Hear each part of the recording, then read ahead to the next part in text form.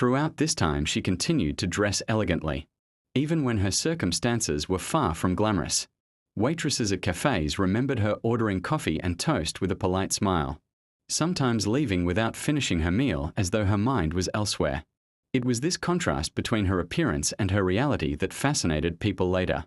How a young woman could maintain such poise and beauty while her life was balanced on a razor's edge.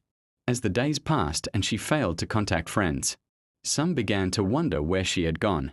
But in a transient city, it was not unusual for someone to vanish for a week or two, and then reappear with a story of traveling to another part of the state.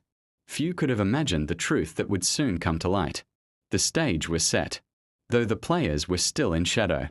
Elizabeth's short story was about to turn, from the quiet struggles of a young woman chasing dreams, into one of the most infamous unsolved murder cases in American history. And the events of the coming days would ensure her name would never be forgotten. On January 9, 1947, a Wednesday night, the last confirmed sighting of Elizabeth Short took place at the Biltmore Hotel in downtown Los Angeles. The building was grand, even then, its marble floors and gilded ceilings echoing with the footsteps of businessmen, tourists, and the occasional Hollywood hopeful she had been seen speaking with a man near the lobby.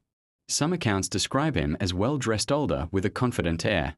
Others could not recall much at all except that she seemed calm and expectant, as if waiting for something or someone. What happened after that moment remains one of the enduring mysteries of the case. Some believe she left the Biltmore with this man.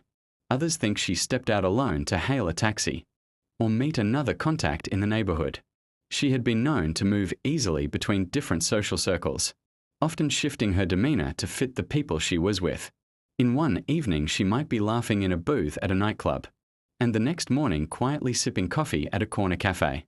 Police would later try to trace her movements in those missing days. From January 10th to January 14th, the trail was made up of faint and conflicting accounts. There were alleged sightings in Long Beach and Venice Beach. Others claimed she had been seen in a restaurant in Hollywood, and even walking along a quiet street in San Marino. None of these were ever confirmed in every version of the story. She was alone or with someone unidentified. It was during these days that the city's winter air hung heavy, with fog and the glow of street lamps turned the sidewalks into pools of yellow light.